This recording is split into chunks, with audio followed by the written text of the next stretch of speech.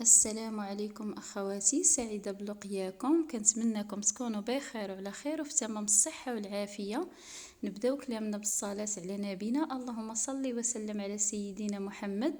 ان شاء الله غادي نقدم معكم واحد المشروب اللي هو بالشيبة، واحد المشروب ساخن، جوج وصفات مجربين وغزالين.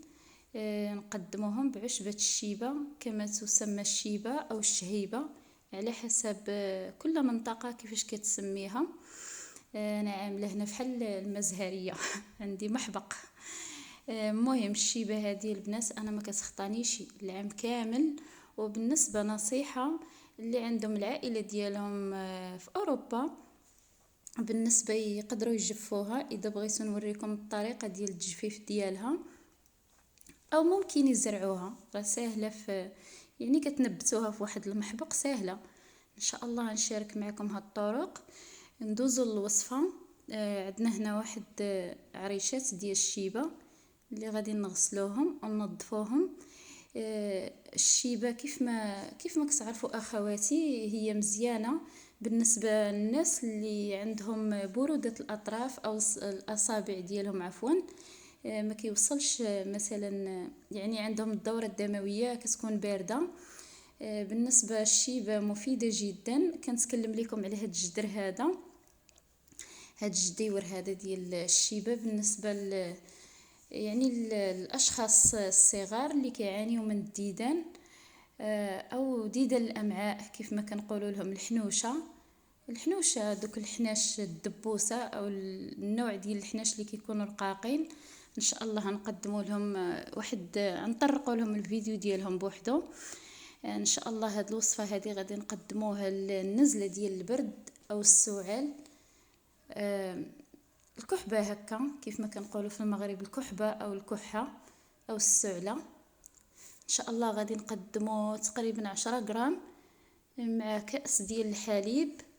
الناس اللي ما كيقدروش يشربوا الحليب، كاين الناس اللي كيكون عندهم هما ديجا الصدر ديالهم عامر، كتكون عندهم فحال نقولوا كرم الله وجهكم التنخيمه، كيكون عندهم الصدر فيه النخطوط، عندهم النخاط زايد حاشاكم النخطوطه. الناس اللي عندهم الصدر عامر او ما كيتحملوش الحليب، او بالنسبه كمتبع الحميه ولا ما كيشربوش المشتقات ولا هذه، غادي نقدموا لهم بالماء الساخن. الناس اللي كبار وصغار، هذه صالحه للكبار والصغار.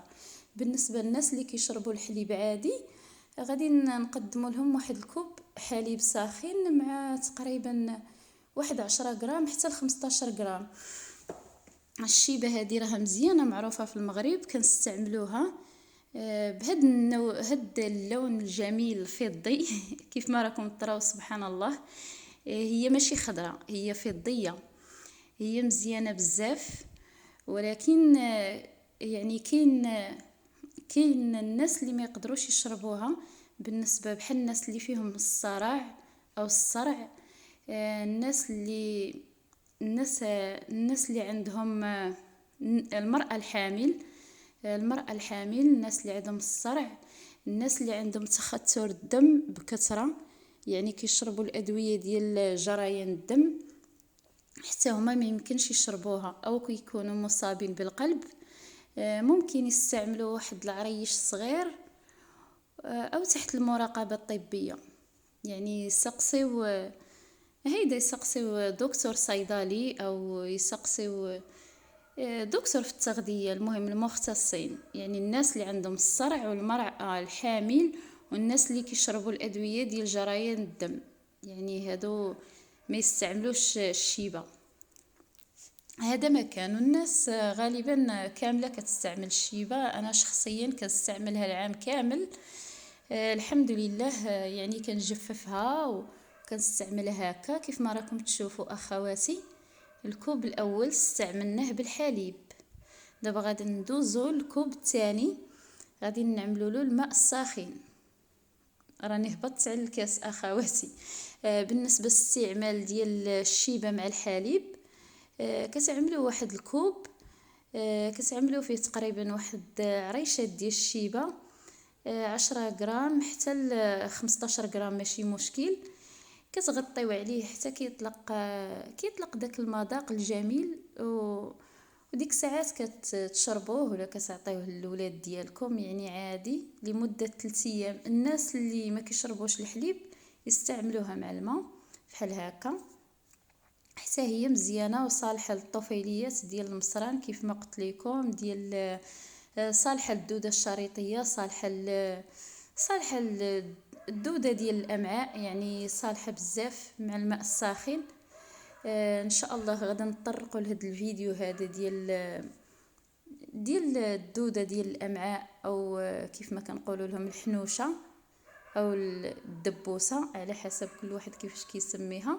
ان شاء الله غادي نطرقوا لها في فيديو اخر ان شاء الله. دابا نبقاو في الوصفه.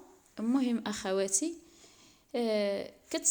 كتستعملوها مده 3 ايام بهذه الطريقه هذه مع الحليب، لان ما كتعملوا التومه مع الحليب او الشيبه مع الحليب راها كتخوي لكم الصدر ديالكم او ديال الولاد ديالكم، حتى هما صالحه يعني للكبار والصغار بصفه عامه. انا قلت لكم على ما كتمنع، يعني أنا الناس اللي كيكونوا مرضين، يعني كيكونوا يستعملوا الادويه ديال جريان الدم، او عندهم الصرع، او كيكون عندهم شي امراض مستعصيه بحال السرطان بحال هيدا، ما خصهمش يستعملوها بشي كميه كثيره.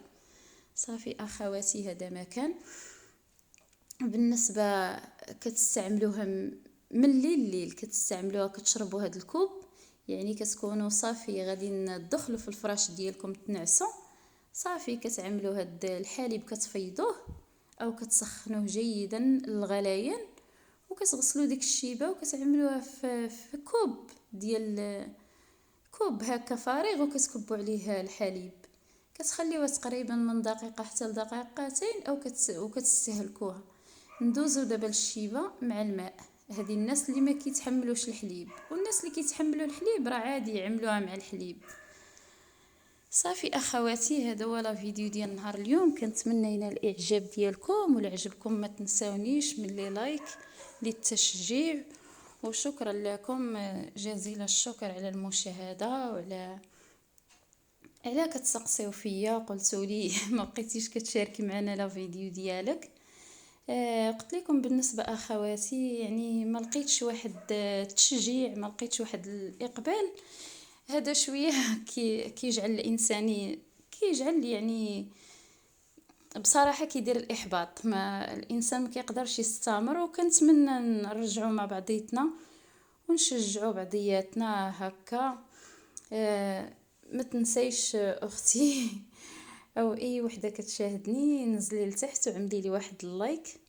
الله يجازيك بخير ورزقك من حيث لا تحتسبين. جزاكم الله كل خير، وتبقاو على خير وبخير الى فيديو قادم ان شاء الله. كيف ما راكم تعرفوا اخواتي، القناه ديالي متنوعه، كل ما يخصو البيت، كل ما يخصو المرأة، نصائح زيادة الوزن، على حسب. راني جالسة قربت الكاس الاول الشيبه بالحليب، وانا كنقرب الكاس الثاني، ما كاينعش شرب الا فهمتوني. كنقرب شنو كنقرب، يعني كنقرقب كنشرب. ايوا بصحتكم وراحتكم وبالشفاء ان شاء الله. راها صالحه البنات، استعملوها ليكم او لوليداتكم او الازواج، يعني صالحه هاد الوصفه للرجال والنساء. تبقاو على خير الى فيديو قادم.